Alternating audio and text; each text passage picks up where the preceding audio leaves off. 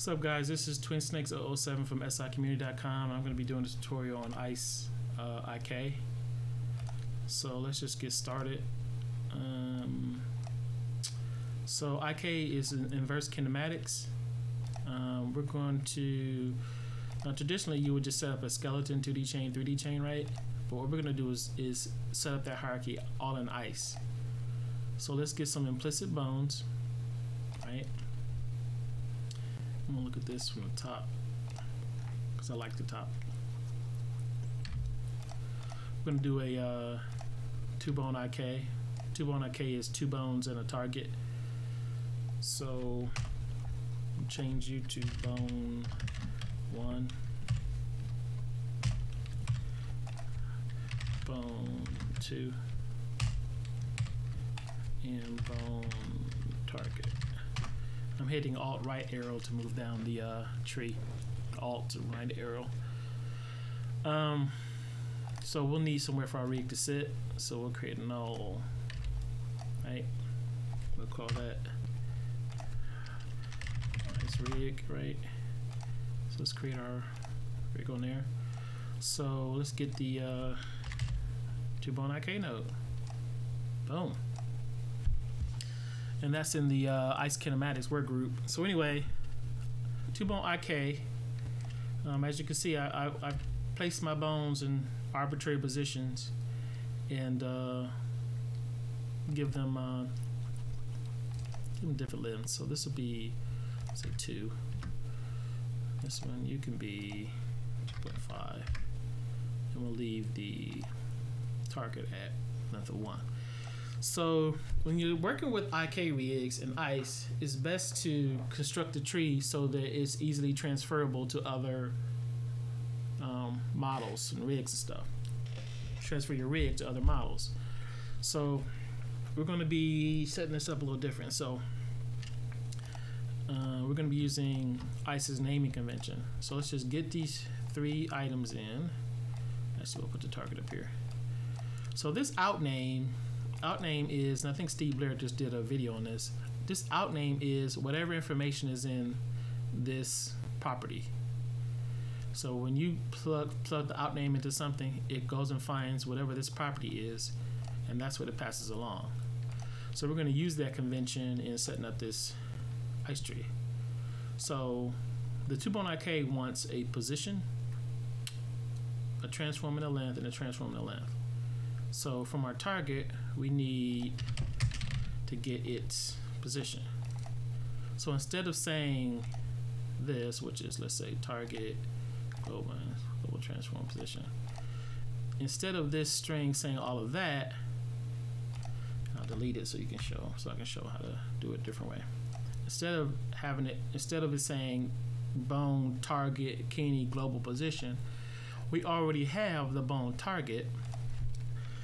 We need the Kenny global position out of that. So we'll say, hey, this is where I want you to get the information from. So now the reason why this works is because it says you're a child and you get your parent from in name.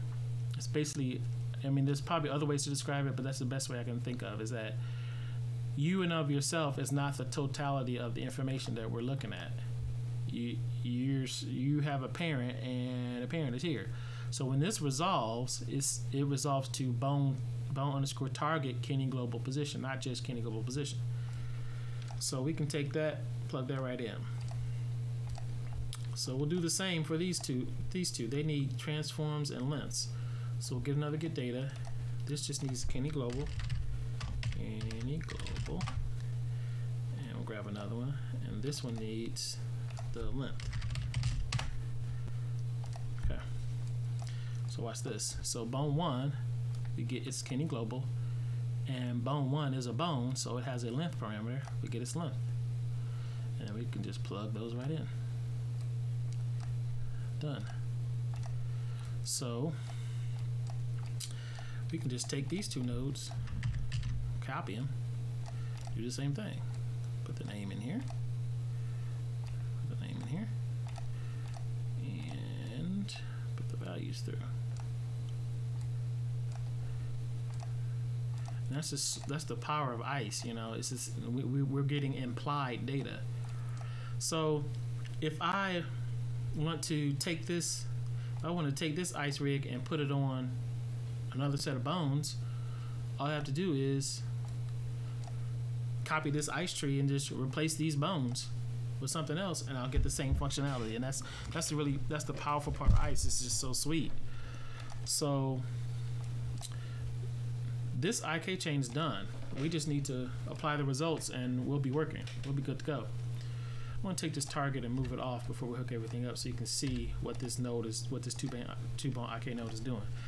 So now that we've calculated everything, we just need to put it back. So we'll need 3 of these. So this bone 1 result is a matrix. So we want to put that into Arcane Global. Well, guess what? Got that name right there. This is bone 1 Kenny Global.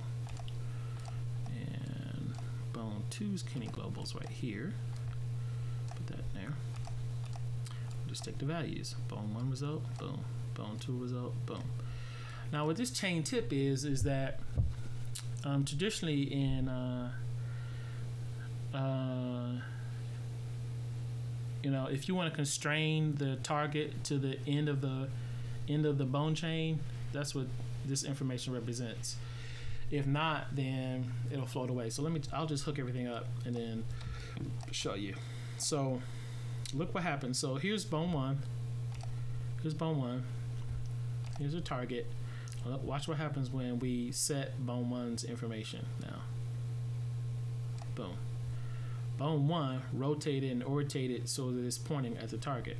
Now look at bone 2. This is bone 2. Look what happens when we set bone's 2 result from the 2-bone IK. Bam.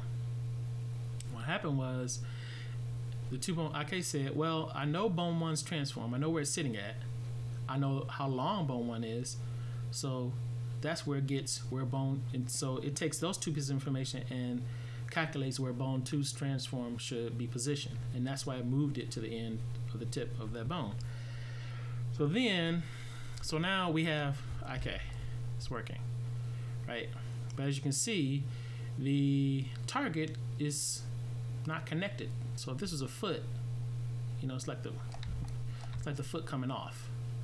So if you don't want that behavior, that's what this chain tip information is for. Is so that this chain tip information says, well, I know where bone 2 is sitting after I calculated bone 1's information. I know how long bone 2 is. So then that's the result. Well, it knows where bone 2 sits. It knows how long bone 1 is.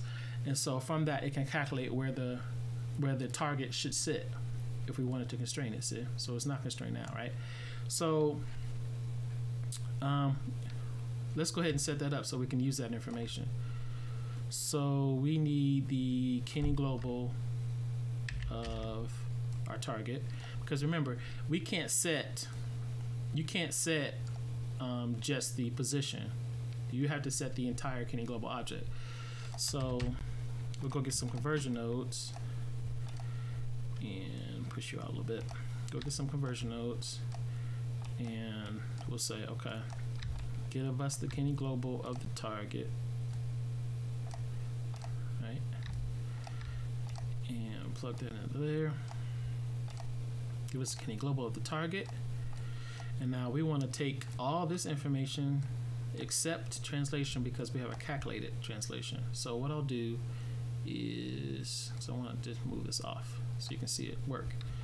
So what I'll do is we'll say, hey, we'll take that tip information, thank you, reconstruct that into a matrix, and then now we can set the Kenny Global of the target. So it's target, it's coming down, getting the Kenny Global, we're breaking that down, and then we're grabbing their position information from the 2-bone IK, reconstructing the matrix, and setting that back into the target's Kenny Global.